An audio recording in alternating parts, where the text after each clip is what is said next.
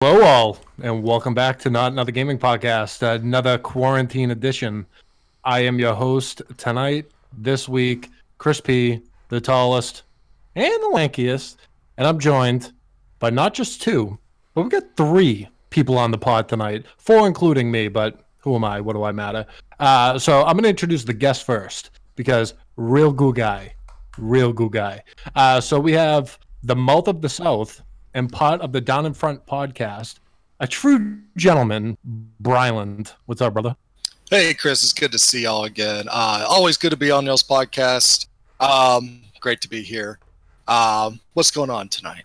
Oh, man, it's going to be a good one. I mean, we've all been cooped up in the house. Oh, and I mean, this is like the most FaceTime we get from the outside world to an extent throughout the week, or it has been these past couple weeks. So this is fun. We're going to have a couple drinks. We're going to have a couple laughs, a couple good times. But before that, let me introduce the two co-hosts. First, we got the merch messiah, a producer powerhouse, and a Photoshop prophecy, Papa Dom. Wow, wow. I'm not used to getting that intro treatment back.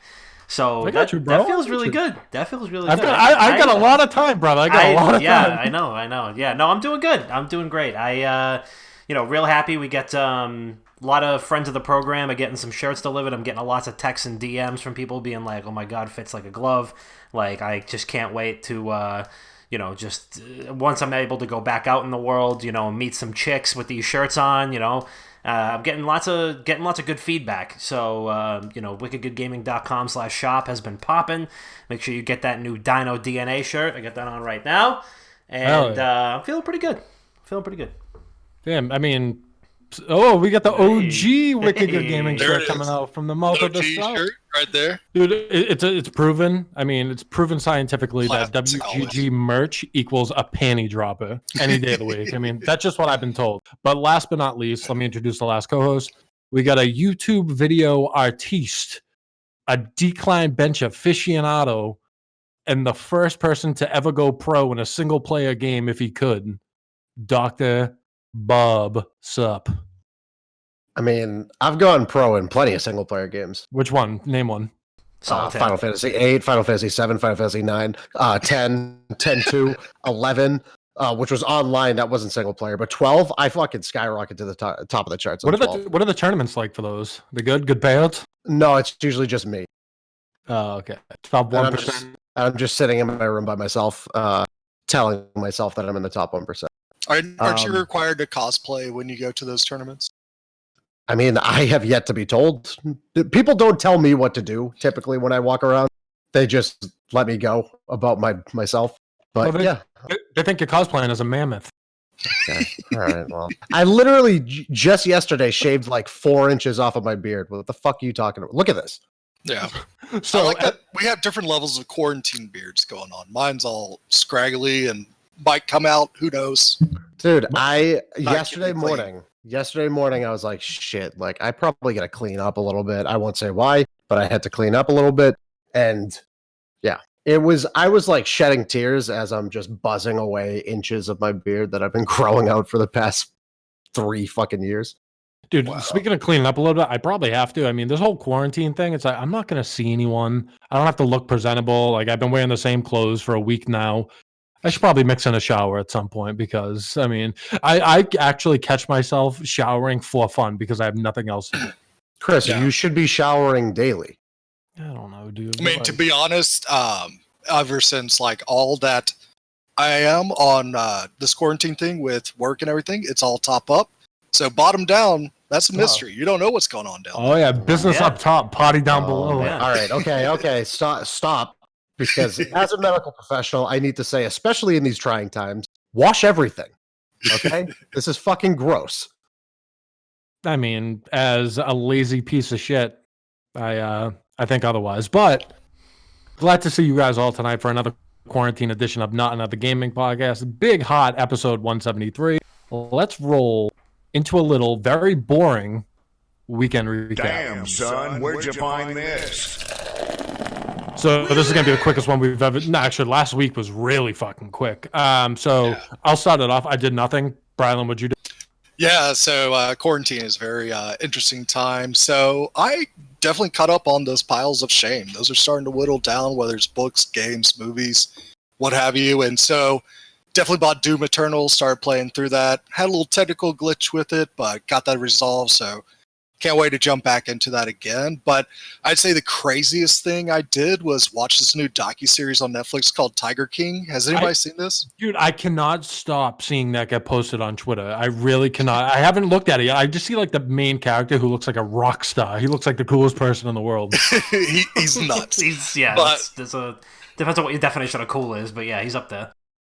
Yeah, he's definitely out there in some form or fashion. But I mean, I would recommend that to anybody that likes true crime series or anything. That's like a genre I fell off on hard after a while because everything felt very much the same. But then American Vandal came out, and I thought like making fun of itself was really cool. And this kind of brings it back. So I was like, if you ever got bored with the true crime genre and want to find a way to come back, watch Tiger King on Netflix. It is nuts. It's crazy. And it's also a true story, which makes it even more wild. I'm going to have to give it a shot. Was American Vandal the one all about drawing dicks? Was that that one? Drawing dicks on the cars or like making everybody poop themselves in the Yeah, it was Jimmy Tatro, wasn't it? I believe so. Yeah, Jimmy Tatro. Yeah. That one was hilarious. Dom, what'd you do this weekend? Anything good? Brother, let me tell you, I spent a lot of time on Rangoon Island playing a lot of Animal Crossing New Horizons, and gotta tell you, it is exactly what the doctor ordered. Saturday morning, Chris, you called me and you were like, not for nothing, I mean, it's not just because we've been talking about this for like 80 consecutive weeks in the podcast, but this is genuinely the most fun that I've had in a very long time, and like I'm just really enjoying myself. And it is a very enjoyable game. I did spend some time with Doom Eternal as well, and that is just an absolute fucking masterpiece. I really haven't played through more than like 2 chapters in the game, but I'm already really, really enjoying that. I can't wait to dig in. But the game itself is just unbelievable. Just an all-around fantastic weekend for gaming. But Animal Crossing has been fantastic. Just really enjoying it. It's really relaxing, and I think it's exactly what the doctor ordered. Just for like in a time where just everything sucks, really, and like having a nice way to relax and kind of take your mind off things when pretty much everything else outside is just the worst is exactly what I needed. So yeah, Animal Crossing's great. Doom Eternal, from what I've played of it, is excellent. And yeah, that's pretty much just been it. I've just been rotting on the couch, playing those games, and drinking a ton of beer. So that's pretty much me. I cannot help but stand. Do you recommend people go to Rangoon Island for the weather and stay for the crabs? Yeah, exactly. Yeah, we Wait, what kind of crabs are we talking about? The Rangoon kind. The Rangoon crabs. The good kind. Not the bad kind. Yeah, good deflection. Yeah. We got coconut trees on the beaches. I'm growing a grove of cherries and peaches right now. Natively, we grow oranges, so I think that those are our defining crop. But we're advancing. Nice. Bob, what'd you do this weekend? So I actually left my house this weekend, which I advise against. Dude, look, me and my girlfriend don't live together, and we haven't hung out in like 2 weeks, so we hung out on Saturday. No. Whatever, dude. And whoa, what was that all about? I get it. Well, I don't get it, but I get it. So we went to the Bagel World drive-through. We're staying away from physically being around people, so we went to the drive-through.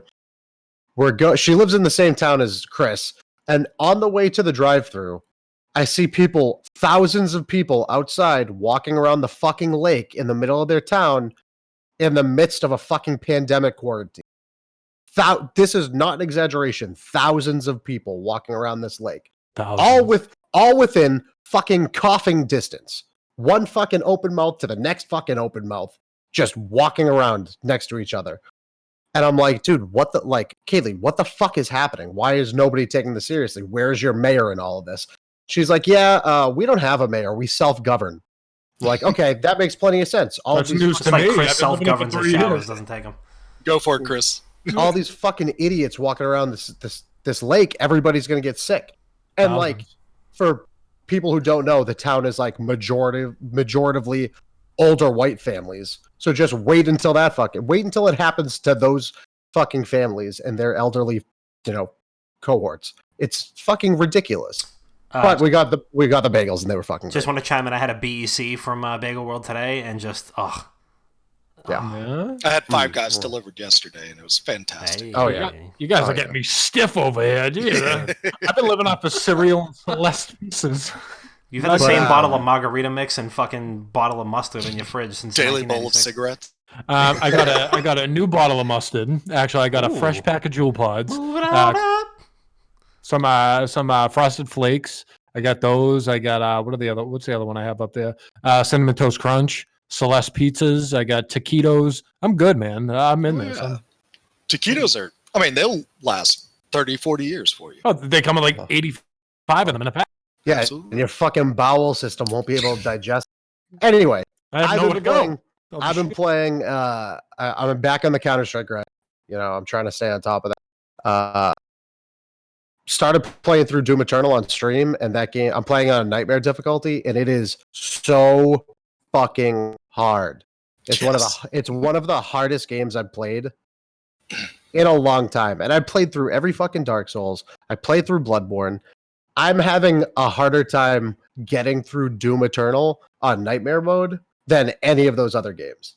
So all I can say is the game runs like absolute butter. Like you put frozen butter on a nice fucking pan and you turn the stovetop on low and you just watch it melt. Wait, who freezes their butter? Dude, you gotta just shut up and fucking picture it, okay? All right, frozen butter, yeah. And then you just gently bubbles going around it. You gently slide that stick of frozen butter on that pan, and that's how it moves. It plays so fucking smooth. The audio sounds great. People were bitching about the audio in the game, like, oh, there's no real music. It's just fucking like big thuds and chimes and grunts in the background. It's like, no. You gotta fucking listen. You gotta listen. Awesome to in that game. I agree. It's just people bitching to bitch. That's the thing. Right.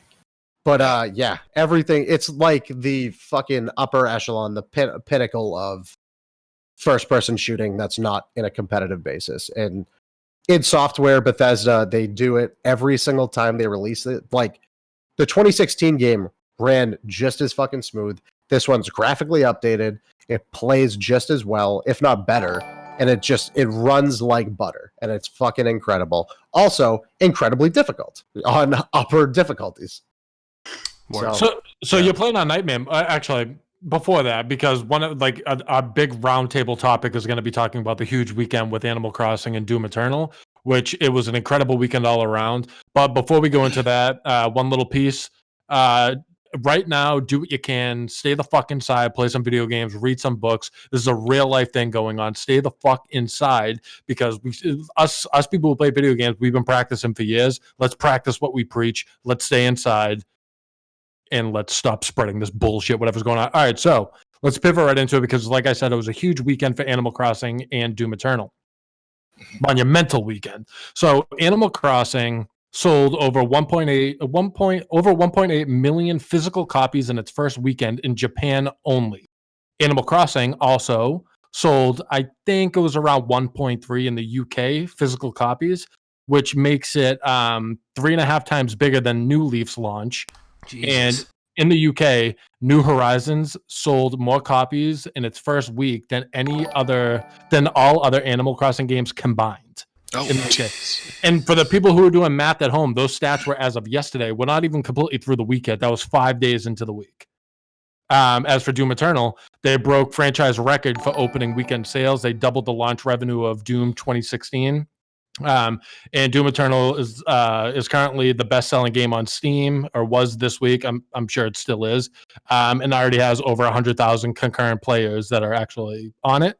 And like I said, that was as of yesterday, so these numbers have obviously gone up. Me personally, I haven't dove into Doom Eternal yet, but I've watched Bob play a shit ton of it, and the game is beautiful. Don't get me wrong. Like when Bob's in the middle of something, he stopped, and like, praise to you, Bob. I hate praising you, but you stopped at one point and you was like, just look around. And you show like a huge monster in the background, and like the colors were super vibrant. It was so fucking cool. And Bob, there's a question for you. Nightmare mode, is that the hottest, or is there something hotter than that as well? So Nightmare, so there's 2 modes. There's one mode higher than it, but then there's like a sub mode that you could make it even more difficult. So I'm on Nightmare mode. Ultra Nightmare mode is you get 1 life, and that's it. So if you die, you start over. And then there's 1 life, 1 up mode. Ultra Nightmare 1 life, 1 up mode, which I guess isn't as difficult as Ultra Nightmare, but you can get 1-ups in the game. And if you die, you revive with, depending on how many 1-ups you have, if you have one in your backlog. So I'm playing in the hardest, not one and done mode currently. And it is fucking so hard. Dude, like when we were watching what the hell, Romeo Langford and Marcus Smart played at PAX East, they were playing on, I'm assuming, was it Nightmare mode probably? But like everyone was on their side because everyone realized how fucking difficult it was. And like when they would actually get like past like whatever portion they were at, the place erupted because everyone in the place knew like they were playing on a very, very difficult setting. So props to you, Bob. Brilund, I know that you've been jumping into Doom Eternal also. What are your initial impressions on it? You liking it so far? Oh yeah, I mean it is definitely like visually a step up from Doom 2016. Especially if you have a rig that can run it, it'll look like the best game you ever seen. I think it's even better looking than Red Dead Redemption 2 in a lot of ways. Oh wow! And yeah, it's the difficulty is no joke. Like I played through Doom 2016 on medium difficulty or the regular difficulty. I had to tone this down to the difficulty called I don't want to die, and And when I got to the first boss encounter, I saw people just run through that in Nightmare. It took me like 3 or 4 times to get through it. It was so nuts. And the neat thing about it is you don't really stick to your favorite weapons. I think they did a smart thing where you actually have to cycle through all the weapons because they always have some different type of skill that will apply to the weak points of different demons out there. And you're always flipping through your weapons, but you also have this rotation of going through and saying, I need health, I need ammo, I need shields, and all the different like just configurations and jumping between those different modes to collect what you need to just survive just ramps up the intensity like twice as much. It's kind of like the Doom developers and the Wolfenstein developers are having some type of competition of who can make the hardest game on the planet. Yeah. And right now Doom is definitely beating them right now. But I mean, the beauty of this game, I mean, it's kind of like unfortunate how fast paced you have to go through, because after you kill a wave of demons, yeah, you can take that breather and you see these just majestic backgrounds of like this big mech and this big demon and stuff. And it looks sick.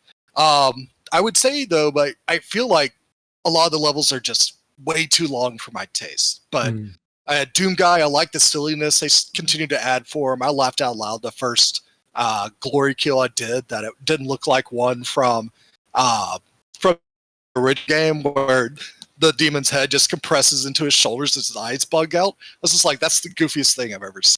But Doom Guy has this like man cave that's out in space now. That's a lot of fun. It has all these weird paintings of him like holding up like stuffed bunny rabbits and stuff.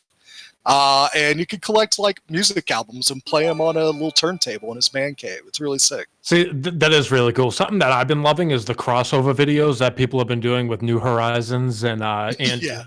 Dude, those have been incredible. There was one last night with like Doom Guy and Isabella like fighting together. It was the coolest fucking thing in the world. And they continue coming out. It was like Isabella playing the drums to like Doom's like intro song.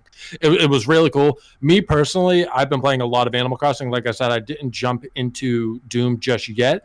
But before I kind of go on my little thing, I want to see Dom's initial thoughts. I know it's very similar for Animal Crossing. I know you, Dom, have you tried out Doom Eternal too? Yeah. Like I was saying, I have played it, and it's just leaps and bounds so much better, so much more advanced than Doom 2016, which I'm still playing. I'm still finishing my Switch playthrough of it. I did play it on Xbox, but I'm finishing my Switch playthrough now. I'm actually on the last level on Switch, and it's just so good. But Doom Eternal is just leaps and bounds, so much better. The scope of the game, like Brilund was saying, like the vistas that you're able to see and like the stuff that's going on in the background, like demons are ripping Earth a new asshole, and it's like you have all of this stuff in front of you, and just like probably not since like the core 3 like Halo games? Do you have like this level of scope where you're like, holy fuck, everything is going to shit and I'm the only person who can stop it? And like that type of shit is just amazing. So yeah, I mean, Eternal is just so goddamn good. Yeah, so when we were playing at PAX, the opening scene where Doom Guy like throws a couple shells into the gun, it's like at the beginning, and then it's just like Bethesda Studios pops up and whatever, and then the music kicks in. It's one of the most electrifying intros of all time. I mean, I was fired the fuck up. Yeah. That's one game I definitely have to play. Just go look at the outro video to both of the Doom both of the Doom playthroughs I put up on YouTube. And you can check that out at youtube.com/wiki. Wow, what a fucking guy, huh? Plug the YouTube, my guy. Animal Crossing, to me, Dom and I talked about it. It's such a breath of fresh air, and I know that we've blown a lot of smoke up Animal Crossing's ass throughout this podcast, but it actually lived up to it, especially in the time we're in now where we're all locked down to our houses. That game pretty much single-handedly is getting me through this because there's always something to do. They did such a good job where there's always something to fucking do in that game. And seeing people that I didn't even know played video games, like they'll text me and be like, hey, like, what's your dodo code? I'm going to come visit your island. I was like, wait, I didn't even know you played video games. Yeah. That's like the coolest thing. And my whole list, I'm talking like real motherfuckers who somehow got their hands on a Switch. It says like, Big Pimpin' Ball is 69 is playing Animal Crossing New Horizons. Big Smoke 420. I'm like, what? Wait a minute. It's like what they say. Like you could take like the most thug gangster you can ever find, put a puppy in front of him, and he'll turn into a big baby. It's like that. I mean, you can't help but like at least like smirk a little bit when that game opens up. Like the original chimes kick in. You're like, all right, like I don't have to do anything. Like I'm just sitting here. I'm just wasting some time. This is great. The museum in the game, beautiful. Oh yeah, that's amazing. Dude, there's so many different entrances and like different parts of the museum where I literally get lost in there. If I'm in like the fossil section and like my little sister will be like, hey, like I'm in the aquarium, like all the way in the back. I'm like, what doors do I go? And I pumped in like tens of hours to this already. I was like, I don't know like how to like I don't know how to get there. But the game as a whole, graphics beautiful, the colors unreal, music great. Isabella, she's back. Spoiler alert, she's back. She has a little glass of whiskey on her desk, turning into the ultimate badass. I don't care what you say, it's not apple juice. It's a little whiskey, a little rye in there. It's phenomenal. She rocks a shotgun too. So, dude, she's a real motherfucker. Isabella's real. I think it's so fitting that as soon as you touch down on that island, Tom Nook's like, yeah, you owe me $5,000. First of all, let me put my tent down. You rat bastard. Let me put you're it like, down. you don't even get to go inside the tent. He's like, all right, well, naturally, now we're going to need to talk about the most important part, your bill. And I'm like, whoa. Yeah, your moving costs. The Tom's Fire Festival. I didn't even move in yet. I don't even know if I want to be on Penn Island. Well, I don't know if I want to be here anymore. Dom, what do you think about Animal Crossing so far? What are your snapshot impressions of it? I mean, all in all, so I was actually talking to a friend of the program, friend in real life, Johnny Rupier, about this. I think with most things, Nintendo does what I like to call this quality of life cha-cha, where they go like 2 steps forward, then 2 steps back, and then they go like 2 steps forward again, and then they do 2 steps back, and it's like maybe they'll go off to the side a little bit. So, like, Animal Crossing New Horizons has a lot of different quality of life things that you probably wouldn't notice. Like, the in-home storage is great. The like house editor is awesome. That's all new, and that's a huge game changer. Right at the beginning, like, you know, you can't really edit much, but once you get your actual house, which is like, I got mine like 2 hours into the game, not even, you know, you can actually edit things by like, you know, selecting all and, you know, putting down multiple things at once, and like the in-home storage is great. It's still kind of a pain in the ass to pick multiple things up. So like if you're picking a ton of weeds, I feel like you should just be able to hold down Y and like run around, and then your guy will just kind of like scoop them up. Or if you can even have a tool that does that, like a fucking ride-on lawnmower or something like that, or like a weed whacker. Or a hoe. A hoe, is that what those are for? Sometimes you need those. Yes. But yeah, I mean, like even like a weed whacker tool or something like that. I mean, they got planes that can have weed whackers. You know what I mean? So like little quality of life things like that. It's like they take 2 little steps forward, and then it's like, the big step back is the online features. The dodo code thing, I almost had a fucking seizure when I saw that. luckily, it's not as bad as the friend codes are. So, like, your friend code is, like, I think it's 16 digits. So you have your 16-digit friend code. Let's say, I add Chris on my Switch. But that does not do anything for New Horizons. You need to log in, and I need to tell Chris, hey, go to your airport and then get your dodo code for me. So it's a one-time use, like, disposable code. It's 5 digits or 5 characters. And that is how you, like, invite people to your game. Pokemon does the same thing where it's like a 4-digit pin. So, like, if you're starting up a raid battle and you only want your friends in there, you can set a pin, and then you join that thing. And, like, the friend code, but the friend code actually matters because you can see when your friends are online in Pokemon. You can't do that in Animal Crossing. So the online stuff is still pretty archaic. However, the quality of life stuff is really good. So they're doing this. They're, like, not quite there yet. I mean, and that's probably the most valid criticism you can give Nintendo, is that they just, for some reason, just won't go, like, whole hog into adopting online features that every other company on the face of the earth has figured out. Because I should just be able to hit my home button, go to Chris's name on my friends list, and hit invite to game, and then have him pop right in. I shouldn't have to go through all this fucking rigmarole to get him on there. And granted, it takes maybe 5 minutes, and then you can add them to your best friend list, so it actually takes less than... it only takes, like, 1 click, so I can just ping Chris and let him know that I'm online. And then I can message him my dodo code or whatever, and he can come on. But it's still just kind of a pain in the dick. The drop-in, drop-out multiplayer is really good. Lauren and I were playing with that for quite a bit, and that is really, really helpful. You can just, like, pull up your cell phone, you hit, like, 2 buttons, and then another villager in your town can pop in. So if you are living with roommates or your significant other or whatever, and you have multiple people on one console, it's really easy to get them in and then get them out if they only want to play for a few minutes. But yeah, so very good. Easily the best game in the series. It looks fantastic. The music is great. But it's just the online stuff is just kind of a drag because it just feels like it could be so much more smooth. Yeah. So hold on. So what you're saying is you need to know. God. You need to. No, I'm being serious here. You need to know the person. You have to contact them outside of the game to get their code, and then you can play with them. Basically, yes. Yeah. Okay, good. Because I was scared my girlfriend was gonna find somebody else on Animal Crossing New Horizons, and I'm just glad. Hey, Nintendo, do you fucking whole online thing wrong? I'm for it. Actually, because no, stop! Don't even say anything. I don't want to fucking know. I don't want to fucking. Once you dig up a sweet fossil, I mean, hey, listen, stop! Your girl's gonna find someone who has peaches on their island, and you only got pears, my guy. And she's like, yeah, I gotta kick him to the curb. He's gonna be like, yo, I got bamboo trees too, and she's like, oh shit. I don't know. I don't understand that reference. Dom, I have bamboo trees. You gotta, like, dig the whole thing up. My little sister's a beast at the game somehow. She's like, oh, come to my island. I got cherries. I got apples. I got oranges. I got bamboo trees. Bamboo trees. I didn't know you could get those. She was like, yeah, just dig this one up. I was like, okay. So I went back to my island, threw it right on the beach. My lord, it's unreal. I'm gonna put up a cabana. It's gonna be phenomenal. Coconut trees? No, they're different. There's bamboo too. Oh shit! All right, I gotta get back on my grizzly. I'm playing. You're not coming to my island, you mooch. You're gonna want my bamboo now? No chance. No chance. I'm leveling the entire island. I'm taking a fucking weed whacker to the whole thing that the game doesn't have. I think that, like, the big thing that brings people together on that game is the fruit.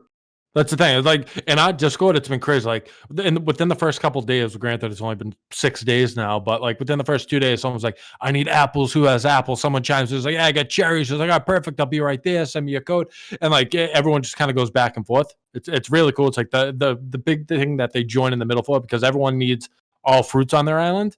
I don't know what, like, the big hype is, but I guess is, like, you can earn Nook miles for it and whatnot. But I'm a simple guy. I mean, if I only had apples on my island, I'd make some apple crisp, some apple pie. It'd be great. I'd open up an apple orchard. Incredible. So yeah.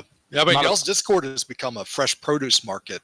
It really has. That's a fact. Scene. That's a fact. Crazy. So the economy in our Discord is booming.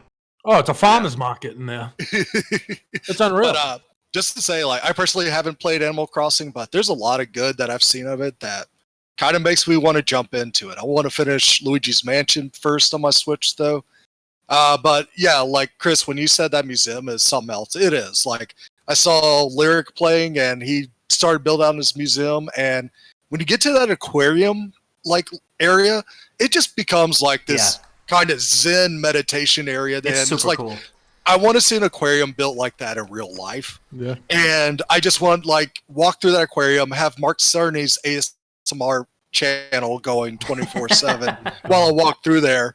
Have Mark Cerny narrate the entire museum, and that Al, his reactions to everything that you give to him, perfect. It's amazing. I brought you an old boot. It's like, oh Lord, incredible.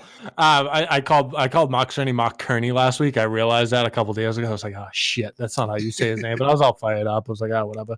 Any last thoughts on Animal Crossing and Doom before we move on? I love them both, and this is one of the best weekends we've had for video games in a very long time, and it could not have come at a better time. Doom is great. Go buy it. Doom's fantastic. I do think I want to play more of it before I say it's suffering from sequelitis, but there's some things that kind of I'm worried about, but I'm going to stick with it and see if I can get through it. But other than that, I think Animal Crossing is definitely something that even is appealing to me, even though I've never played a game like that before. Yeah. All right. Well, speaking of new games, I guess this game's on the newer side. Bob, we were talking today about how you were watching Twitch Rivals, and it seemed that Modern Warfare has some shitty server issues. You want to chime in a little bit on that? Yeah, so the Twitch Rivals competition has gone on over the past 2 days. Yesterday was the solos, and today it was the squads. And if you don't know, there's 3-man squads, and they introduced solos, I think, a couple of days after the game mode launched. You and I have been playing it. I even think I saw Dom play it for a little bit. Brilund, have you tried it out yet? Yeah, I've been playing Warzone for the last couple weeks or so. It's actually been a way for me to connect with people back in my hometown since we're all inside our houses and can't leave anywhere. So I have my personal gripes with it. I, along with many other gamers, suffer from Battle Royale fatigue. But this one came out at a good time. There was kind of a BR drought for a little bit. Apex launched, and then really nothing else followed after that. So with the release of Warzone, I was like, all right, fuck it. I'm going to give it a shot. It's free. It's going to take up a whole lot of fucking space on my computer. But I'll give it a shot anyway, and we'll see. First and foremost, the game crashed on me the first time I tried downloading it a bunch of times, and I said, fuck it. Re-downloaded it again to try it out. It started to work. But there are a ton of issues with the game. First of all, it's incredibly imbalanced. The guns, there's basically 2 primary weapons for everybody at this point, which was shown in the Twitch Rivals. Everybody was running a decked out MP7, and everybody was running a rocket launcher. Rocket launchers are given out like fucking candy, and they're one of the most OP and non-OP weapons in the game because the actual hit detection doesn't make any sense. You could shoot a rocket at someone's feet, it takes off 1 armor plate. You could shoot it at someone's feet again later on in the match, it takes them out in 1 shot. Mm-hmm. Vehicles are super overpowered. You could just drive around, they turn on a dime. Even the gigantic fucking truck that's a tank. You whipping that thing. That you could barely you could barely shoot through the windows, turns on a dime, goes just as fast backwards as it does forward, and it's a one hit. You tap somebody with it, they're fucking dead. And if you go over any of the terrain, it completely ignores the verticality of going over the terrain and still registers the hit of the person underneath it. Oh, yeah. Outside of all of that, I'm just bringing this all in together under one big umbrella. The big umbrella is all of the top streamers right now are saying it's a 12-tick server rate, and that is abysmal if it's true. I agree. I think the server tick rate is incredibly low. I think it's under 20 hertz, which if you don't know, I can explain it. The lower the tick rate, the more likely you are to have desync between one player and another player. So if I'm shooting at somebody and they turn a corner on their screen, they could be around the corner, and on my screen, they're still out in the open, and I can kill them. Oh, Jesus. This has happened to me 100 fucking times. This was a huge issue with Blackout when it released for Black Ops 4. And they just don't care enough to up the tick rate of the servers to make the game legitimately competitive like they want it to be. So all the top streamers, Summit, Doc, probably the two most vocal about this, where the game is completely imbalanced and the servers are just not at the point where they need to be. If you want it to be a competitive game, you need to balance the game and you need to up the server tick rate to at least 30 hertz if you want it to be competitive. If you look at something like fucking Counter-Strike, it's a 64 hertz tick rate base for matchmaking servers. And when you go to ESEA or Faceit, it's 128. So every time you shoot, it feels like you're shooting. But at 12, on your screen, you could be down the fucking stairs, away from the doorway, and you're still getting shot and killed because on the other person's screen, you're still on the roof. See, So, and that's there's bananas a ton of for me issues. because Counter-Strike's a 50-year-old. CS:GO feels like it's a 50-year-old game now, and like for them to be able to run that, but a new game that's coming out, literally, and like you said, in a time where BR was really needed. I mean, you gotta like dot those I's and cross those T's. To me, the big issues I'm running in, I agree with you on the servers. They are terrible. Dedicated servers are fucking jamming their whole fist in my ass. Like every other game, I can't move. I don't know what it is. Granted, I have shitty internet as it is. But like I don't know, and it drives me nuts. One thing that literally makes me want to snap my fucking monitor over my goddamn knee is the audio in Warzone. That's one thing I forgot to mention. That I was so fucking caught up with the servers, I forgot to mention the audio. Go ahead, Chris. The audio breaks up all the time. I can't take it. I can't register anything. Like I'm finally grabbing like where shots are coming from. Okay, great. And like walking around the corner. There's a team of 3 sprinting like literally 10 feet away from me, and I can't hear them, and I get shot in the back. I should be able to hear that. Granted, there's dead silence. I understand that. But if there's a team of 3 sprinting without dead silence, I should be able to hear that. And it's the most frustrating thing in the world. It happened to me a billion times today, and it made us lose so many games. I got my first win today, by the way. No big deal. Nice 9-kill game. No big deal. But that type of game, there's so much potential there to an extent, right? When I play those, granted, it's nice to win, right? But I like getting a lot of kills. Like that's where I find fun in the game. I'm a W key player. I just want to go and hunt people down. I don't want to sit on a roof for a half hour to finish in 8th place.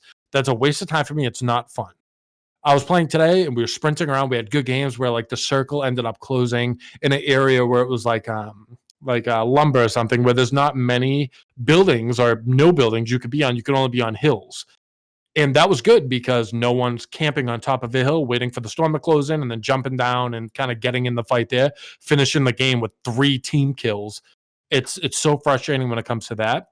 Dude, what about the endings in downtown where it's just building roofs? Oh yeah, and just there's just Sniper City. Everybody sitting on top of the roof, just aiming down at whoever has to run into the circle. I think there has to be regulations on what they let you bring in too on your built-out classes. I think thermals should go away. Those things are the most overpowered thing in the game. There's a counter to it though, which is what cold-blooded. No, cold-blooded. Does that carry over? Yeah. So if you have cold-blooded so if you buy a loadout, you have a thermal scope. Somebody else buys a loadout, they have cold-blooded. You counter that thermal scope. Essentially, you know what I'm saying? Yeah. But you are 100% right. The audio is in my opinion, the biggest problem. If I can hear shots across the fucking map, but I can't hear the person or in the other room in the building I'm in sprinting around in circles, there's a problem with that. And the fact that the fact that vehicles, you don't get any audio cue until they're literally driving over you, that's a huge problem. Like I understand that no Battle Royale has really mastered audio. Apex had a good system. Ring of Elysium, actually. Shout out to the fucking old school BR that we all picked up after PUBG. Ring of Elysium had a good audio system too. But getting killed by somebody who's literally within 10 feet of you and not hearing them is a huge problem. Yeah. That's a huge fucking problem. And this isn't me talking shit about Warzone by any means. I'm very much enjoying my time. Like I have full parties of friends that are playing. I have a buddy who bought an Xbox just to play Warzone with us during this whole thing. And it's been a blast. Don't get me wrong. I'm going to continue playing it. But there's a couple things that have to change with the whole thing to make it where it actually can be. The player base is there. And it's about goddamn time that they drop squads and duos. If they're going to do it, you got to fucking do it. Well, you don't have to do it now, but you should do it right now because people are home. People are home. People are on the computers. If it's finished, don't throw anything out that's broken because Call of Duty is the first franchise to get ripped to smithereens if something is broken within the game. But if it's ready... It's all broken. Yeah, but so I need squads. That was my big thing with Apex. Granted, it wasn't cross-platform, so I didn't really have too many like buddies that I was playing with online that wanted to play or was like waiting to kind of queue in with everyone. But now that it's cross-platform, I have buddies that play on Xbox. I have buddies that play on PS4, and like there's so many people waiting to play. Where if you're the fourth guy, it sucks. Like, all right, I'm gonna go fuck myself, and I'll play solos where everyone's laying on the goddamn ground like a crumb, and you don't know where anyone is until there's like 3 people left. It sucks. They suck. I'm not enjoying them at all. Dom, in your short time that you have been playing Warzone, have you run into any big issues? Are you liking it as a person who's not necessarily a big first person shooter guy? I mean, correct me if I'm wrong. I wouldn't say that. I'm just not like a big competitive FPS guy. I love first person shooters. Don't get me wrong. I'm just more of like the cinematic campaign type of guy. Yeah, I mean the game's cool. I'm not a battle royale guy. I've been saying this since like the inception of this podcast. I've just never battle royales have never grabbed me.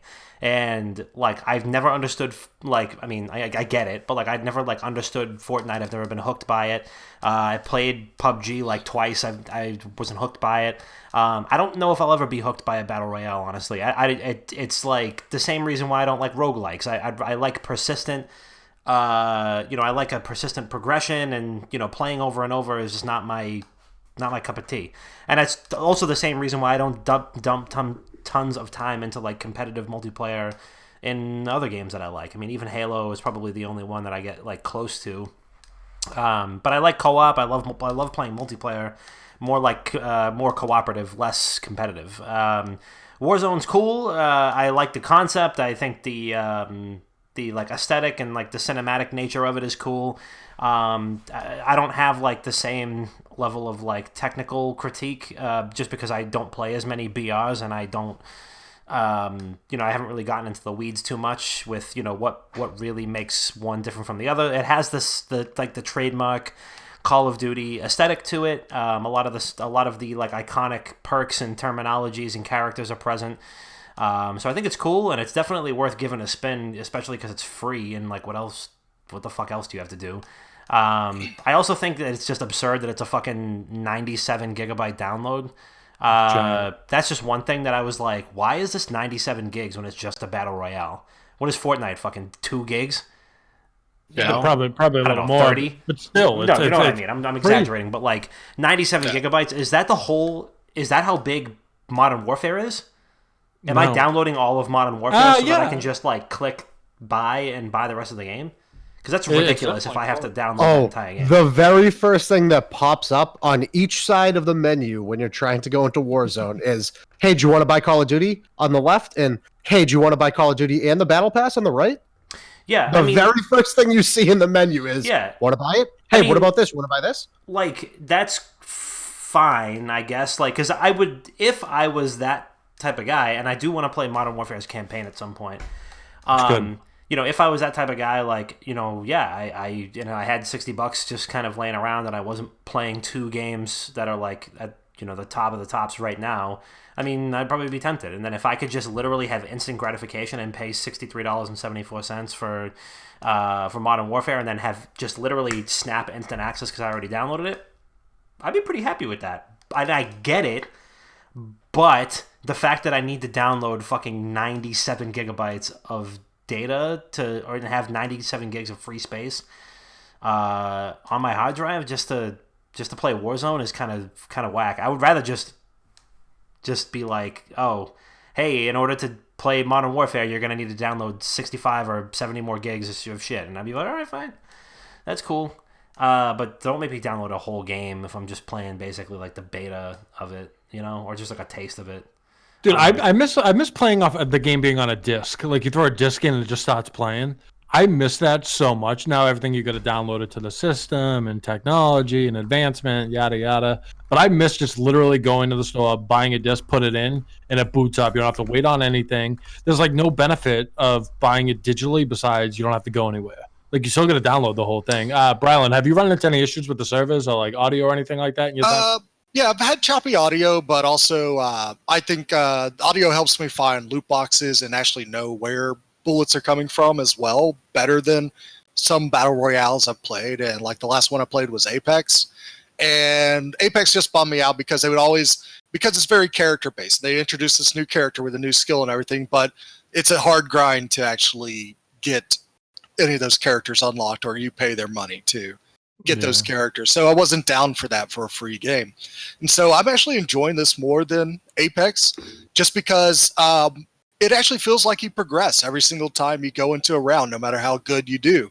And one thing I really like is not only do you have like a standard level that you actually upgrade, but they also have weapon upgrade levels. And that was something that in one of my favorite multiplayer games, which is Arma 3 King of the Kill, they always had these weapon upgrades. And whenever you die, you would actually be able to buy out a brand new loadout of a new advanced weapon or new advanced vehicle to go back into the fray and actually be able to fuck people up a lot more. So I actually like that part of the game. I also think Plunder is actually really fun, even though I think it's kind of easy. My friends and I, we go through Plunder. We'll be able to actually win Plunder multiple times a night. And we got to the point where we were like, all right, this is too easy. We actually now, we get a sniper and a rocket launcher loadout, and we just kind of camp around one of those deposit areas. We don't really care about getting money, and we just make it a living hell for everybody else to actually win. Oh, you're the people I hate. You're the fucking problem, Brian. You are the problem. You're the fucking problem. And I know it's griefing, but it's enjoyable griefing. So For you! but hey, I mean, bring some challenge to Plunder. No better way than to be an asshole, you know? Oh, you are an asshole for that. Oh, thank God. Like, all right, full disclosure, I haven't even played Plunder yet, but I'm not going to play it now because I'm scared I'm going to get in a lobby with Brilund and the boys, and they're going to blow me up. The thing with Plunder is the end goal is to just accrue as much money as possible. You don't just die, go to the gulag, come back, die again, and you're out. You just continuously respawn. But I'm glad that you brought up the progression system when it comes to weaponry, because it's essentially pay to win at this point. Because if you bought the game, if you've been leveling up these guns in multiplayer, or even Spec Ops, which is locked behind the $60 paywall of purchasing the game itself, you can go into Spec Ops solo and just rank up every gun you want to use in Spec Ops alone. And you can't do that when you're playing the free-to-play version of Warzone. So people who already have that head start from purchasing and playing Call of Duty previously, they already have the leg up. And the fact that you can go into a separate single-player mode and rank up all your guns, and it's locked behind that $60 paywall, it's pay to win 100%. And you can buy already pre-made loadouts with COD points. And it's super fucked up. I had 4,800 COD points from Black Ops 4 because I bought the $100 version, and what a fucking waste of money. Fuck you, Activision. But I had the 4,800 COD points left over. I was like, all right, cool. I'll buy the battle pass because, fuck it. Like, I'm never going to use these COD points in the future. I might as well use them now. Yeah, I haven't found that to be a bundle too. I haven't found that to be a hurdle for me, or for like it doesn't. I don't feel that I'm being griefed by people that have just paid for top tier weapons, and it might be another technical glitch they have with Warzone, because first 3 days I was in, every single day I got a free gift box from the store. I don't know why, they were just giving it to me. And in one of those gift boxes, I got like the legendary buzzsaw animation emblem they have for Modern Warfare. Also got a legendary MP5 called the Flood that just throws bullets at people, and it's amazing. And I get so many kills with that gun. And I even enjoy like kitting out my M4. I mean, I've gotten it to a point where I'm excited for the next level when I get like some type of new scope or some type of new suppressor that I can put on it. Yeah, I don't know. So kind of before I pivot off of this, a lot of potential within the game mode, in my opinion. I mean, if you disagree, whatever, everyone's entitled to their own opinion and blah, blah, blah, blah, blah. But there are obviously a couple things that have to change for it to be where it really can be. Like Twitch Rivals and like Warzone Wednesdays that Keemstar has been putting on, they're very entertaining to watch. There's some people that are sick. Like Josh OG's team, he plays with like Diego Soros and someone else. They literally drop like, I don't know, like 60 something combined kills. And so do a lot of other pros. You have like Cloaksy, who's like one of the best players I've ever seen in my life. I mean, like the way he snaps around, it's bananas. There's a lot of potential within the game mode. I personally enjoy it. I'm going to continue playing it. It's free to play, so I'd be stupid to not play it. Bob thinks it's pay to win. It is what it is. No. Hold on. Don't throw fucking labels and titles at me. Okay, I'm enjoying the game for what it is. It's free. It's a relatively unique and decent battle royale. However, there are a long fucking list of issues that need to be addressed by the dev team. Mainly the tick rate. You gotta fucking pump that up. It's a little. It's 2020, dude. 2020. You're fucking 35 games into your franchise. How can you put a multiplayer focused mode into your game and have it sub 20 hertz? That's fucking insane. Second of all, I didn't say okay. Maybe I said it was pay to win. You did. There's pay to win element. There's pay to win elements in the game. There's pay to win elements in the game, and you can't argue that. It's literal. It is in the game. You can pay for things that give you attachments. You can pay for the game, and you can go level it up yourself. It's pay to win elements of the game. I mean, I personally, like, if I bought the game, and maybe I'm shooting myself in the foot by saying this, but so be it, we're going with it. If I bought the game months ago, and I put in hours to, like, rank up my guns and stuff, and then when it came time for me to drop in a loadout drop of the guns that I already have built out in, like, the classes that I already have made, if you didn't allow me to do that, and, like, we were all on the same playing field, I'd probably be okay with it. I get that. But, like, those are my classes that I've gotten good with. I know how to use certain attachments because I use that competitively in, like, everything like that. I'd be pissed if I couldn't use that.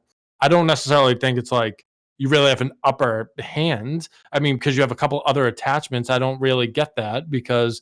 Okay, you're going up against an MP7. They don't have a scope. You have a scope. You have a red dot sight. That's fine. You have it. You have it because you ranked it up in Spec Ops by yourself. You got maneuverability and stuff. There's no maneuverability. It's a 12 fucking tick server rate. There's no maneuverability. You either kill the person before they kill you, or if you try to run away and hide somewhere, you get shot around the corner. I know I haven't personally experienced any of the rubber banding or anything that happens, but I do have friends, like when my friend's on there with me in the squads, he's constantly saying, I'm rubber banding again, you drive, and stuff like that. I know it's going on. But I guess I'm not that one that's not experiencing that right now. But I know there's all those technical issues out there, and those definitely have to be addressed to make it a better experience overall for everybody. But there's a lot of fun that's in this battle royale, and I think it's one of the latest battle royale that could actually appeal to a lot more than just their core audience as well. And it does appeal to them too because it feels like Call of Duty. That's the thing. That I've said this a couple episodes ago. My biggest fear when it came to Warzone was it wasn't going to feel like Call of Duty. Like you would have no idea it was actually a Call of Duty if they didn't have like the stamp on it. It feels just like Call of Duty. And it's a very difficult BR. It's not easy to win at all. And I like it. I like the challenge. And that's coming from someone who has the temper, the length of a wick on a candle. Like I have a very short temper when it comes to video games. I'm the first person to Alt F4 and just get the fuck out of there and claim that I lagged out. I'm the first person to do that, but I punch my desk after I lose in the gulag, and these motherfuckers won't stop punching me on the balcony. They're throwing rocks at me, but it's okay. It's okay. I just dropped right back in, baby. We're going to Superstore this game. Dom.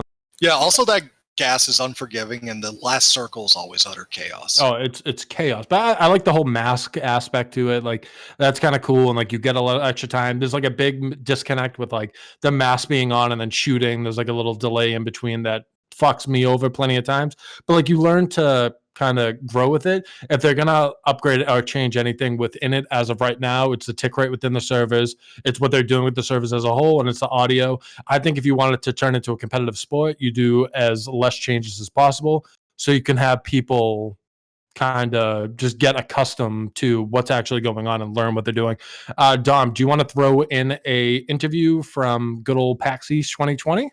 Yes, I do. Okay, so me and Bob got some hands-on time with this game, as well as a friend of the program, friend of real life, Johnny Rupia. So we played Ghost Runner from One More Level. That was at PAX East 2020 just a couple weeks ago. It was kind of hard to believe that was only like literally 3 or 4 weeks ago, and now the entire world has just fucking gone to shit. But yeah, so this is our interview with Radic from One More Level. The game is called Ghost Runner. It's like a kind of like a mix between like a Hotline Miami and like a Mirror's Edge type deal. Super, super quick. Really awesome first-person action game, and that interview is right here.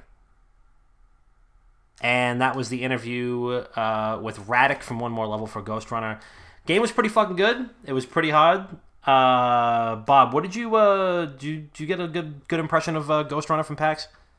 Yeah, it felt like there was some good wall running, like Titanfall. It definitely had the Hotline Miami feel to it, where it's one shot and you're out. So if you get shot once, you're dead. But visually, the game was incredibly appealing. It takes that whole cyber, environment, and it throws you right into the middle. We got like a decent background of what the story is. You basically have to make your way up to the top of a tower, a prison tower. So I don't know much beyond that. I'm sure other people do, but I don't. But it plays very well. Like there's the sliding mechanics, there's the dodge mechanics, the wall running mechanics, the slow down time mechanics, and again, it's another one of those games in this generation that just plays as smooth as butter. And even when you die, it's not overwhelming, because you die, you immediately respawn back to the checkpoint at the front of that. Like, it's kind of like a little arena that you get put into, and you have to navigate, you have to kill everything in there and progress. If you die, boom, you're right at the front of that arena again.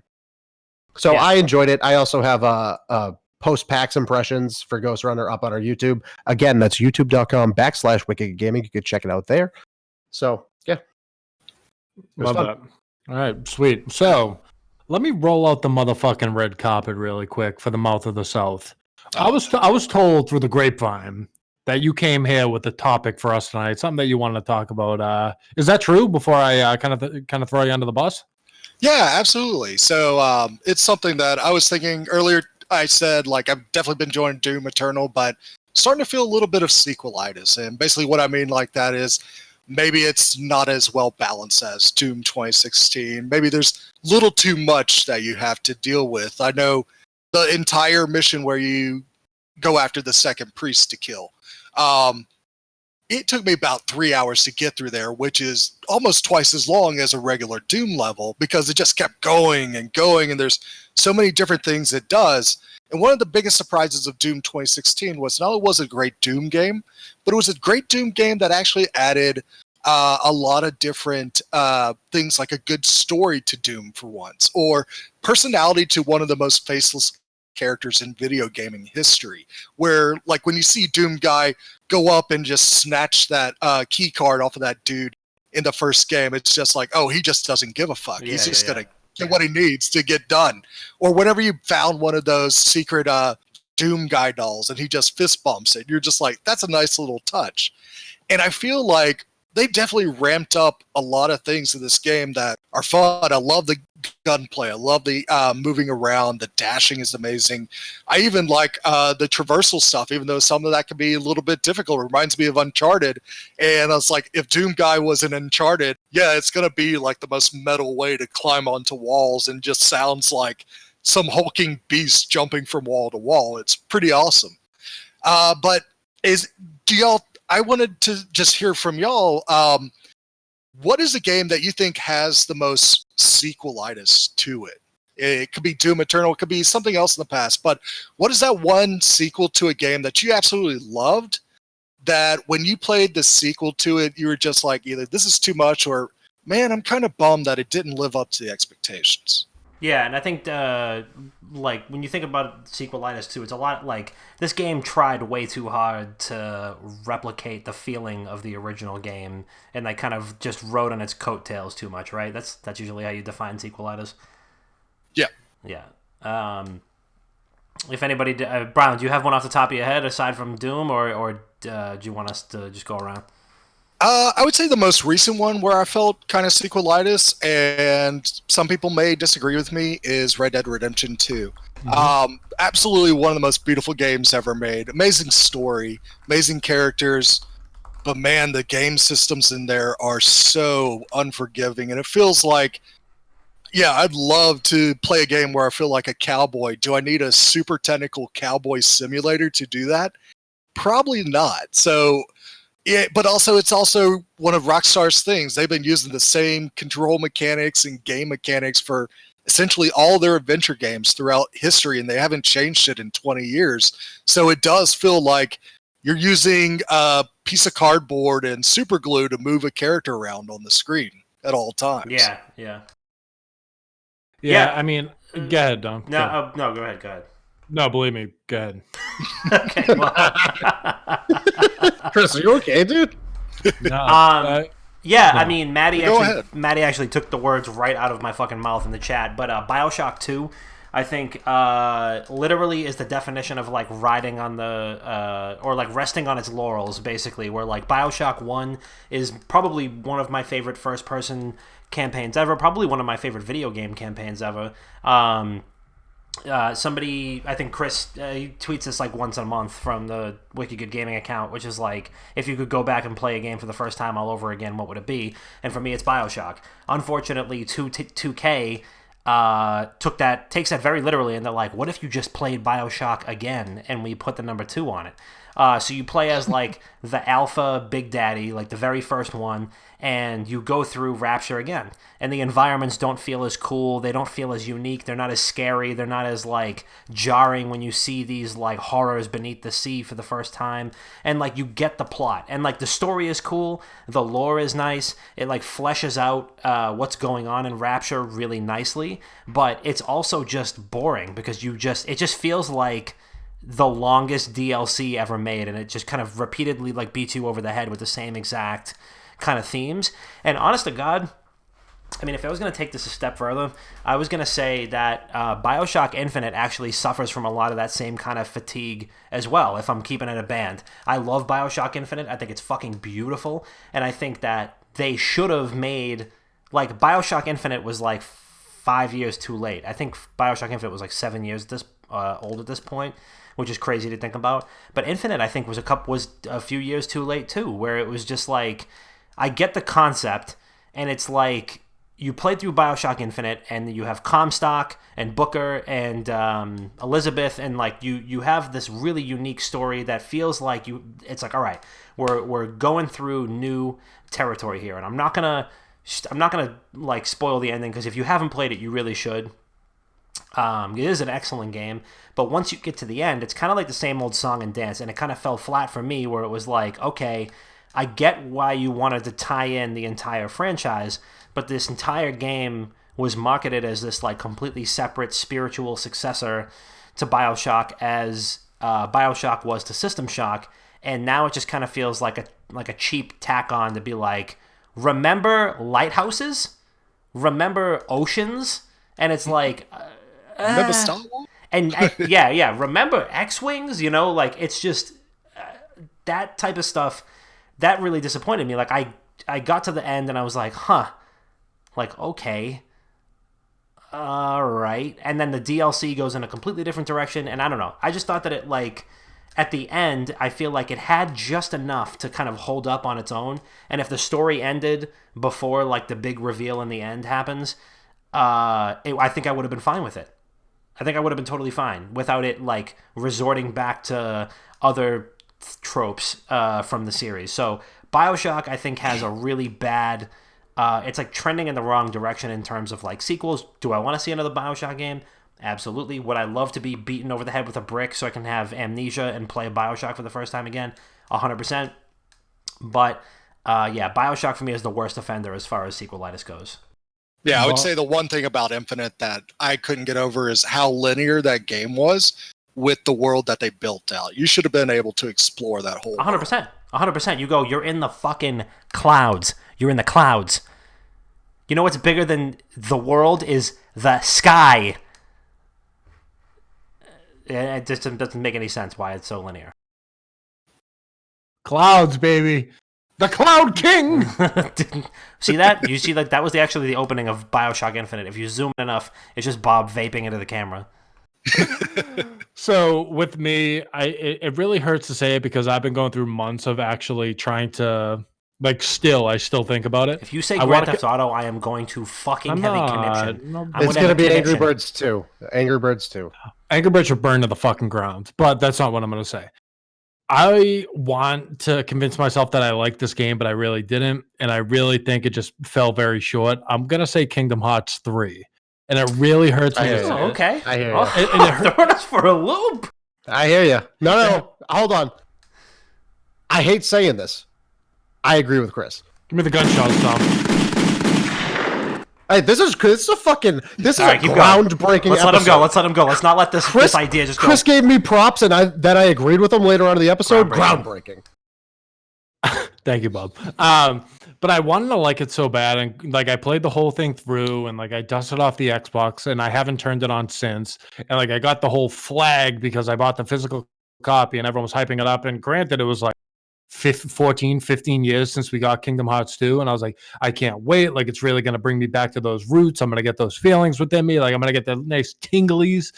And it was fun for the most part, but it just, maybe it's that I'm older now, but it just didn't do it for me. There wasn't enough to it, and it wasn't challenging enough to really make me I shouldn't say appreciate. That's a tough word to say.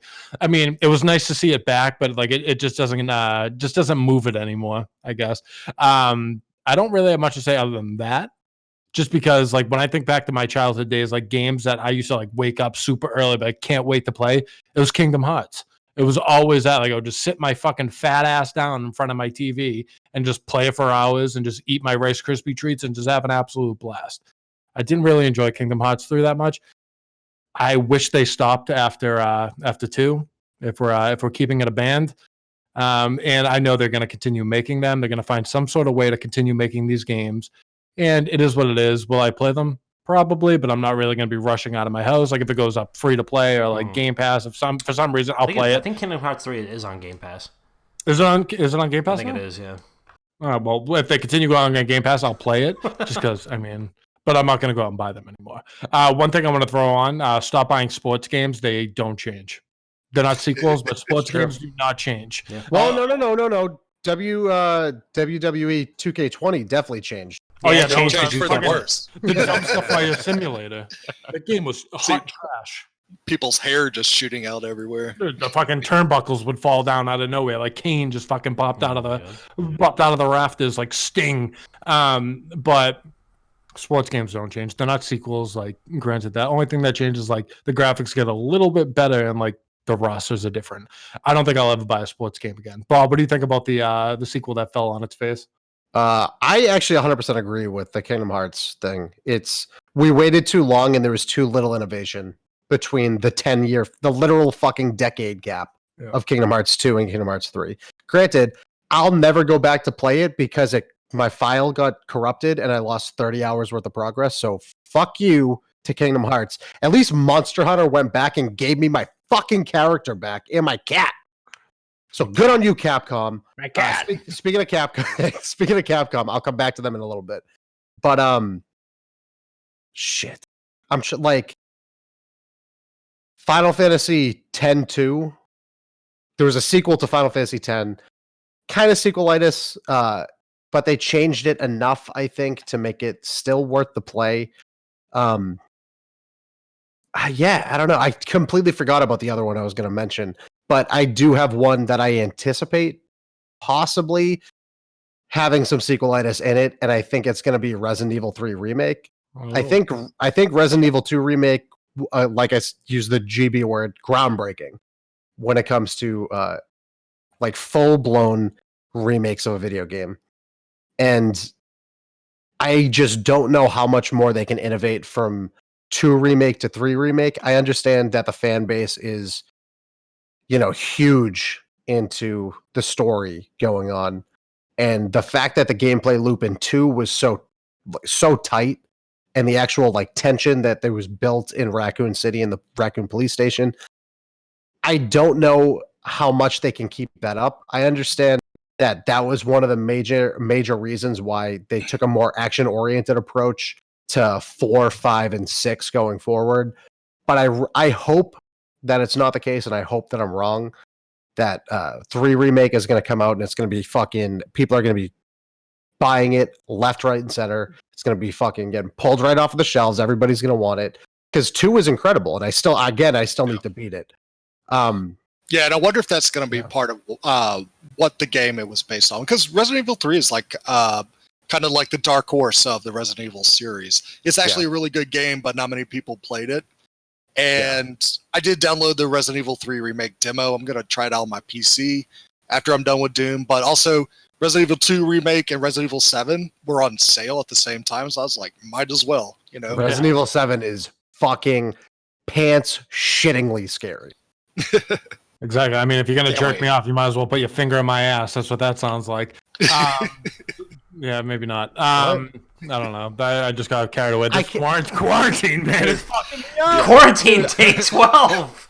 I'm so upset because I had one Chris, more. 50cc's of Animal Crossing. Yeah, I'm telling you, day 10 of quarantine, I went into my car today just to tighten the fucking seatbelt over my neck to feel like I was getting choked in bed. So, two quick topic taps, I guess, before we get into our voicemails. Bob, did you want to say something about Valorant really quick? I know that we've been getting hints that we might be getting it soon. Yeah, so there's been a lot of rumors going around that a beta is going to drop at some point in the near future for Valorant, quote unquote, the CSGO killer that's going to be coming out, which is never going to be the case because Counter-Strike is literally the most watched professional esport, as well as currently topping the charts in Steam. So Riot's Valorant is rumored to be getting an open beta soon. However, there's been a lot of speculation going around that there's a closed beta going on this weekend with a lot of streamers and high-profile YouTubers and stuff like that. You know, they're kind of keeping it hush-hush. People have been asking, oh, is there a Valorant beta coming out this weekend? And they're like, oh, I don't know what you're talking about. What do you mean a Valorant beta? One professional CSGO player was saying, he just completely slipped on stream. His name's, I think it was Smooya, who plays professionally on Chaos. He let it slip that he's going to have access to it on Friday. So you never know. It's a current quarantine pandemic. They can't go fly out to California to Riot Studios. I believe it's in California, to test the game. So if they're getting access to a closed beta this weekend that's under NDA, you can assume that they're going to release a beta soon, an open beta soon afterwards. So I just want to throw it out there. Like, there's literal potential that there's a closed beta going on for, you know, top tier, higher profile streamers. Yeah, so I saw on Twitter earlier, Mr. I do not sign NDAs, Rod/Breslow. Great Twitter follow. The guy's on top of his shit. He said that it's happening. Obviously, like you said, Bob, you can't fly out within this pandemic. It's going to be happening online. It will be happening. It is happening. But it can't be coming before we know it. I guarantee we get it within the next couple of weeks. It's coming. That game, when it first got announced, my hairs perked up. I was like, oh, this could be great. I got to be honest, over time, my interest in that game is like declined and declined and declined. It's not really doing it for me anymore. But we'll see. I mean, I'll definitely play it. But all these fucking idiots saying that it's going to dethrone Counter-Strike and like all these esports, there's no chance in hell it's going to. It's going to be a completely different game. And I don't really even know what it'll do. There's people already leaving their organizations to say I'm a pro Valorant player for yada yada. There's like Fortnite players who are like there are Fortnite players who are like retiring at age 14 and like there's just wild shit going on in esports. Oh my god, I'm gonna puke blood right now. But there's people that are really banking on Valorant. My last thing, Bob, like you said, Counter-Strike, and like I said, Counter-Strike. The state of Vegas is now allowing gambling. It passed the Nevada Gaming Control Board that esports gambling on ESL Season 11, it is allowed. It's open now. You can like find the right bookmakers that do it in Vegas. I mean, we don't gamble because we do not live in Vegas. We live in Montana, Missouri. Where do we live? But both. Both of them. But that's going to happen. It's going to be a domino effect. All these franchises are going to pick it up, and before you know it, esports is going to be legal to be gambled on. Mark my words, because not for nothing, bookmakers right now and bookies, they don't know what to do. They're twiddling their thumbs and they're eating Celeste pizzas just like I am, because there's no traditional sports. There's no one putting action into anything. And now someone's going, I'm gonna put one unit on 100 Thieves to win the whole thing. And this guy's going to be like, all right, don't know what that means. Yeah, let's put it in. There's money to be made in the esports world. These bookies don't know about it. I'm saying, like, this is a big come up right here. Esports gambling, easy money. Easy money. I mean, granted, 100 Thieves almost lost to Swole Patrol today, and I almost bet on it. But dude, I I was fucking watching it, and I was like, "Holy shit!" There's no fucking way. Swole Patrol disbanded twice, and then they came back and rebanded, and they almost beat a top 10 team today, and that was fucking crazy. But Bub mentioned in the chat, gonna be a ton of thrown matches. Match fixing is a staple in Counter-Strike at this point. It happens at I don't want to say it happens at every level now, but it has happened at every single level of Counter-Strike to the tier 3 tournaments, the tier 3 teams, all the way up to major events. Like when you look at iBuyPower, the 2014 scandal or 2015 scandal, I think it was 2014. The iBuyPower scandal, the professionals at the time weren't getting paid what they're getting paid now, and the professional scene wasn't as matured as it was then. So what they were doing, they were throwing matches to get skins that were worth more than their fucking contracts. I did the same thing. Yeah. In a scumbag in me, I was like, I'd do the same thing. I have to throw a round because you can gamble on rounds now. You can do head to head. You could do who's going to win the round and who's going to win the whole league. So if you tell me I can put a couple thousand in there for me to throw the round, say, hey boys, I'll throw you a couple $100. I'm fixing matches left and right. I mean, granted that's in a degenerate in me, but I'm gonna. All right, Chris. I'll Pete Rose the whole league. You're the fucking problem. Just like Brilund is the problem in fucking COD, you're the problem. You are the problem in professional Counter-Strike gambling. Sue me. They're lucky I didn't make it big. They're lucky. You weren't even close. Oh, blow me. All right, so the most anticipated part of Not Another Gaming Podcast, which is an electric segment that we introduced a couple weeks ago. We get some motherfucking voicemails, baby. You get the voicemails on the phone? Oh my god, of course I do. Of course. Put your voicemails on the phone. Put your voicemails on the phone. All right. So, we get 2 voicemails. Again, in case you haven't heard before, in case it's the first episode you're listening to, before we implemented them, the WGG Internet Dads Sauce line, you can leave us a voicemail at 617-701-7678.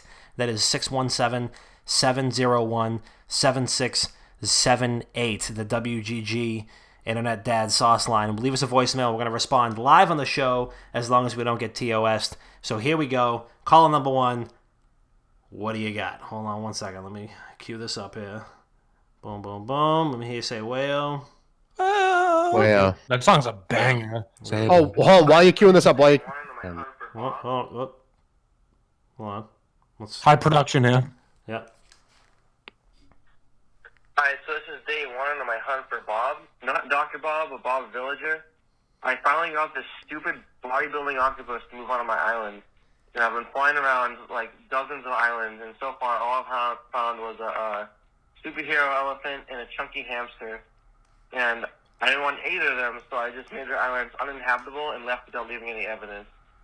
So, here we go. Hopefully I find the villager I'm looking for. See you guys.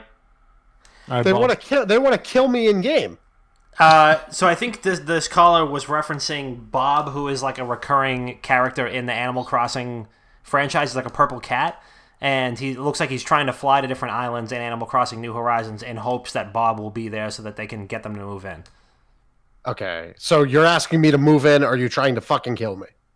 He's asking you to move in. He's going island to island. He's leaving a scorched earth in his wake if you're not on the island. But yeah, Bob's a cat. Okay. I'll answer this. Okay, caller, I'll answer this. I don't even want to move in with my girlfriend, so I'm not moving to your fucking island. I'll think about it. How about that? I'll get back to you. How about that? You got to share those hardcore tarantula catching strats with them first. Hey, $8,000. $8,000. All right. Next caller. What the frick is up, gamers? JB Genesis here.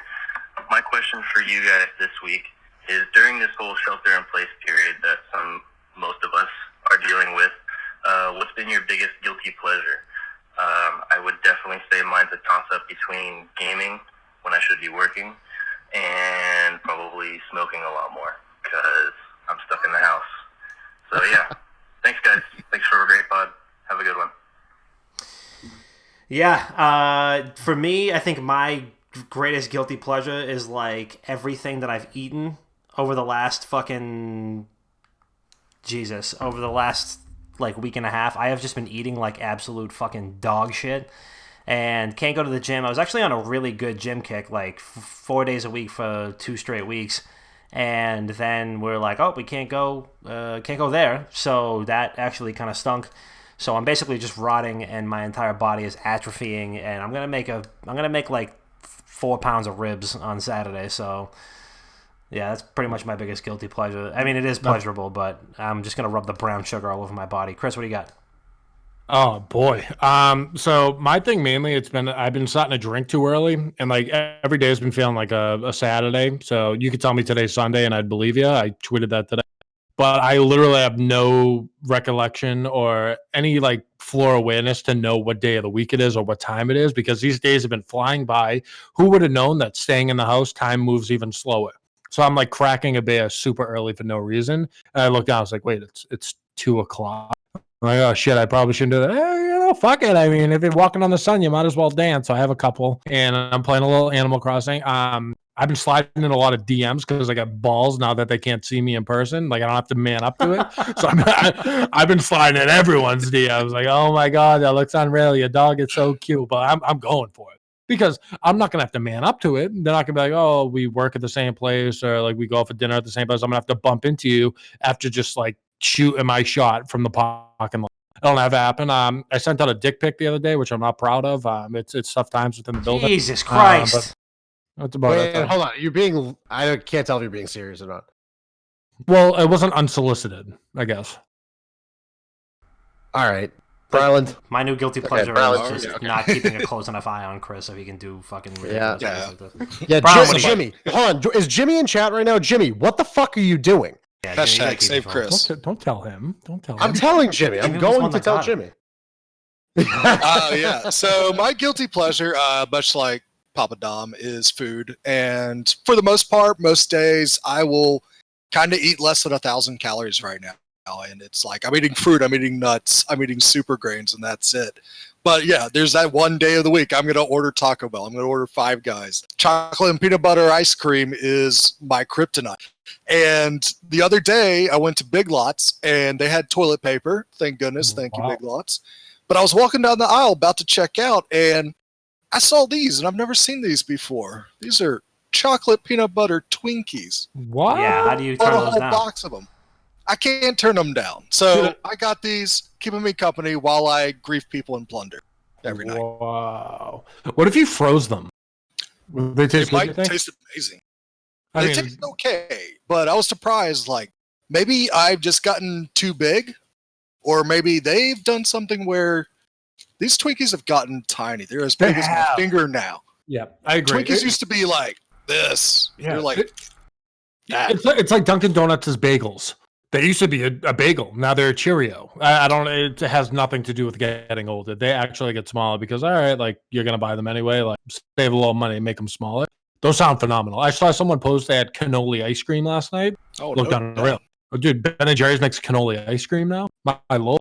I mean, Oh, sold. sick. Unreal. Bob, what do you got for your guilty pleasures, pimp? I'm gonna be honest with you guys. I handled this quarantine a lot better than most people. I'm a fucking shut-in. I'm I the top don't- 1% in this quarantine. Oh my Answer the question. I don't think I have that many guilty pleasures right now. Like I'm eating better. Hold on. Like I'm Bitch about tick rates. That's a guilty pleasure. Right. Like I'm eating better, staying at home and not fucking going out to get lunch and shit. I'm working out more consistently. Like I have my fucking weights behind me. I have my flat bench upstairs. I'm working out more consistently. I'm waking up at relatively reasonable times. I'm not, staying up till 3 o'clock in the morning, but I am watching ESL Pro League religiously. That is probably my guilty pleasure. Granted, I'd probably be doing it at work anyway, but I'm like, as I'm working at my desk for, 6 to 8 hours every single day, I am watching legitimately 9 hours of Counter-Strike, 9 hours of professional Counter-Strike straight. So, Imagine taking that call as an opportunity to brag about how like I'm not well you like I'm being serious. Like I'm not. All right, so doing Bob's anything guilty pleasure poorly. is being boring as fuck during a quarantine. Is Yeah. basically what I What got. a loser! The fuck is it, dude? I have a lot of fucking work I have to do. This What do fucking you want me geek to is do? eating vegetables and working out during this quarantine. Hold What an on, idiot. hold on. Grow up. I am a fucking medical professional. Grow I have up. patients I have to take care of. I can't not work. I have to work. No, but you're talking about how you're like waking up I'm early working and too. lifting weights and drinking water Yeah, and taking I am. fucking amino acids and shit. I'm being healthy. I'm taking Amino fish oil acids? pills. Dude, I don't know what to tell you. I'm handling it a lot better than most people. A lot better than you fucking assholes. My life is in shambles. Yeah, but that was the case beforehand. I'm waking up at 10 a.m. now. Chris is blaming his pre-existing problems on this quarantine. I mean, it's okay, Bob. I drink coffee that has mushrooms in it. So Wow. All right. Wow, you're really trying to potty, Tripping huh? balls? What's up? Elaborate. No, You're they're- partying, huh? there's this company that makes this coffee called Four Sigmatic, and it's just a dark roast, and they put different things like lion manes and cordyceps in it, which is supposed to be good for mental acuity. So I drink that coffee every day. They put a piece of a lion's mane in the No, coffee. lion's mane is the Chris, type of mushroom. are you fucking kidding me? He just said amino acids. He just said you were taking amino acids. Of course, he's not Oh kidding my you. god. All right, Oh my god. let's land the train, Chris. Oh my god. All right, without further ado, let's land the train. On this segment, if you're new to the show for some reason, this is the opportunity where everyone has this is the part of the show where everyone has the opportunity to shout out what they want to shout out, plug what they want to plug, say what they want to say. So it's only right that we give it to the guest first. Brilund, the mouth of the South, one of the kings of the Down in Front podcast. What do you got for us? Oh, thank you. And as you mentioned, I am one of the co-hosts, one of the dads of Down Front Podcast. So definitely check us out. We're a movie review podcast. Just Google search Down Front Podcast. You'll find us on every single social media that you'll find any podcast on: Twitter, Facebook, Instagram. We're out there. So definitely check us out. I did want to give a special shout out though to Twitch, because for the last 2 years I've been trying to change my channel name from my first name to my gamer tag, and I haven't been able to do it in the longest time. And since I have this extra time on me, I decided to kind of do light management and gussy up my Twitch channel again, kind of just make it a little bit more presentable, get back into streaming off and on. And I was surprised when I could actually go in there and I was able to change it from Brilund to Lundoplex. So now my Twitch stream is twitch.tv/Lundoplex if you want to actually check out any of the games that I play as well. So thank you, Twitch. It took you a while, but I'm happy I got to change my channel name finally. And then last shout out to give out is Escatos, Dirty Monkey, and Lundoplex. We're the Plunder Grief Squad. Check us out in Warzone. We'll make you work for the $1 million. Fucking asshole. Fucking assholes. Love it, though. Always, Brilund, thank you for coming on. Dom, No what do you got? problem. Big shout out to the Down in Front podcast. Big shout out to Brilund, good friend of the program, good friend in real life. Also, just a really big shout out to another friend of the program, and I'd like to call him a friend in real life. He can feel free to tell us in chat if that's not how he feels, but our good pal Seth David, good friend of the program, good friend in real life, just released an acoustic cover of In the End by Linkin Park on his YouTube page. You go look up Seth David on YouTube. He put it up there in honor of his and Chester Bennington's birthday. So happy birthday, Seth, and obviously R.I.P. Chester Bennington, a real legend, a true legend.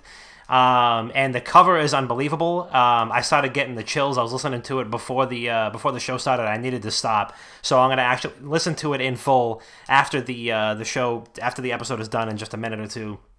But it's fantastic. Seth makes some really great music, so go check him out. That's Seth David on YouTube. I searched Seth David music and I got it right there. He can probably correct us and drop a link in the chat if he wants to. But yeah, Seth David, great cover, In the End by Linkin Park, so go check him out. Oh yeah, Bob, what do you got? Shout out to Brilund for coming on. It's always a pleasure. It's always a pleasure jumping onto the Down and From podcast with you guys whenever you invite me. Oh yeah. I was really upset when you didn't invite me for the Halloween episode. It's not a big deal. I'm not holding a grudge or anything, but fuck you Hey, guys. I wasn't there either. But crazy thing is we're 10 episodes away from episode 200. So maybe we'll align that where the new Saw movie comes out and we'll have Dr. Bob on. So all right. I will look, if I'm keeping it a buck, the trailer wasn't that bad. It was not. No. It wasn't that bad. But you can also check out. I don't know if you guys have done it in the past, but I live recorded the previous episode of The Witcher that we ran down, and that's on our YouTube.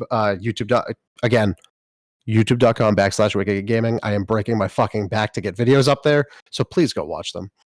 So yeah, shout out to you, shout out to Down From Podcast. Definitely go check them out. Check out Brilund's stream. And we have 2 notifications on YouTube. Tim commented, nice content. Keep up the amazing work. Thanks, Tim. I'm pretty sure you're a bot. And we also have a new subscriber, Ryan M. So shout out to Ryan M. Oh! What the fuck is on what's on my monitor? You just have your camera on. There was something just crawling on my You're supposed monitor. to It get was a gross. butterfly net and catch it, and then you donate it to the museum. Okay, well, that's not happening. Couple bells. So as for me, I have nothing. If you do want to shout out on the podcast, please feel free and please do leave us a 5-star review, Dr. Seuss, on iTunes. It really helps our numbers, and it really helps the way that Apple Podcast pushes our podcast. Helps immensely. It takes a couple seconds. Leave a couple words. Make fun of us. Just make sure it's 5 stars. That's all I'm asking. Other than that, obviously, thank you, Brown, for coming on. It's always nice to see you. It is my absolute pleasure. It's always a pleasure. It's always a pleasure to have a little Southern flair on the show of a couple B-gens. It's nice. It's nice. But that's all we got. If you want to follow us on social medias, it's at Wicked Good Gaming on everything besides Twitter, which is where we're the most active. It's at Wicked Good Games. Really good Twitter account. I might be biased, but definitely check that out. If you want to watch the live stream, it's twitch.tv/Wicked Good Gaming. If you want to see some videos, Bob's pushing out some videos left and right, really good. Some good music behind him. I was pleasantly surprised of his outro. Shout out to Chris too, my fucking cousin who gave me his access to his SoundCloud download, and I'm throwing that shit in all the outros that nobody is seeing because it's at the end of the video and people stop before that. So if you're watching the video, listen to the music in the outro. It's fucking sick. Or at least just scroll to the end and listen to the music. Yeah, that's fine. Yeah, that's youtube.com/Wicked Good Gaming. If you want some written content the old-fashioned way, that's wickedgoodgaming.com. A lot of blogs flying there. And if for some reason you listen to the podcast and it's not on the platform that you wish it was on, I don't know how you're listening to it. Maybe a buddy was listening to it in the car and you're like, I don't know where to find this. We're on, I'm gonna go for this, Dom, but I might need you. We're on Apple Podcasts, Spotify, TuneIn Radio, Stitcher, iHeartRadio, radio.com. I don't know. Help me. Help. Stay at home hub. Yeah, Pornhub. Google Play. Hey, what up, Pornhub? We'll go Pornhub exclusive if you give me an account. Oh, 100%. Oh my god. I'm sorry. What's the last one I missed on? Google Play Music. Google Play Music. How could I forget? You were so fucking close. I know. This close to greatness. I'll get it next month. Don't worry about it. But thank you, everyone that listened to this episode or is listening to this episode, either in the pre-recorded or the live stream. We greatly appreciate you guys. Do your part. Stay the fuck in the house. Stay busy. Stay safe. Stay clean. Wash your hands. And until then, hopefully this thing blows over. We'll see you next week. And don't send dick pics like Chris. Yeah, don't do that.